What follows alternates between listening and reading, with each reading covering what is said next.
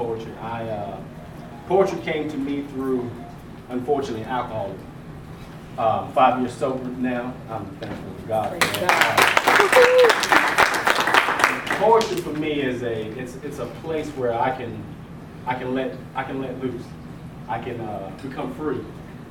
It's a passion of mine that I hope that you like. I'm going to do 2 poems tonight for you. I'm going to do one called Man. And I wrote this poem off of the lack of good men. And even in my life, when the years that I was drinking, all of the ignorant things that I would do. And I wrote that poem based off of that. My last poem I'm going to do is called Childish Things. That is about my life. Period, point blank. But I hope you like it. But no further ado, here you go. The wisdom of a man should be peppered in truth. His thoughts should only bless, giving life, painted from a picture, framed from knowledge. His every step should shake the foundation underfoot of a demon, chief in his hierarchy. His touch should be as intimate as lovers, passionate about an act, celebrated by the ringing of heavenly chimes serenading an angel's cry.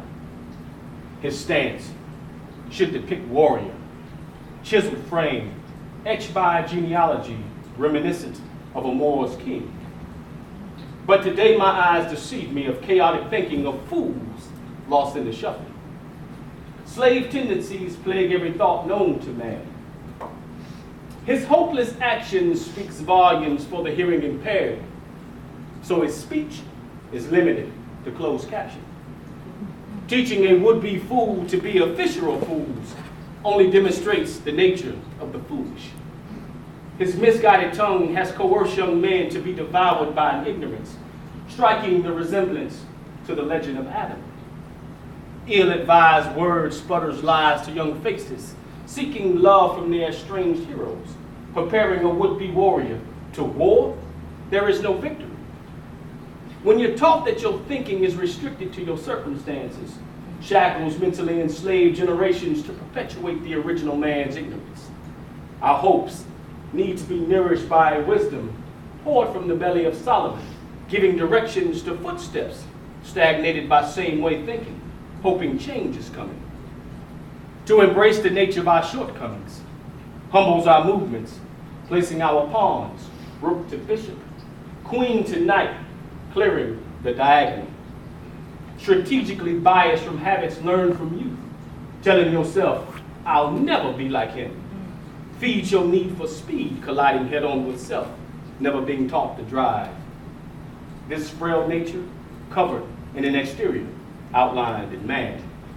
Stride shortened by boyish ways that encourage dysfunction, bleeds into the fabric of innocence, soiled to the hem. So why rest in decisions favored by ignorance, questioning teachings of eccentricities, claiming more of God's children, etching scars in minds to repeat what is played daily because our fathers chose to desert their mistakes. To kill the body is to destroy the head. Man. Satan's ploy to plunder the thinking of man has destroyed the inner weaving of our existence, proving that we are as stupid as we look. But today I pledge to point my head northward while seeking for forgiveness, while changing this definition of man.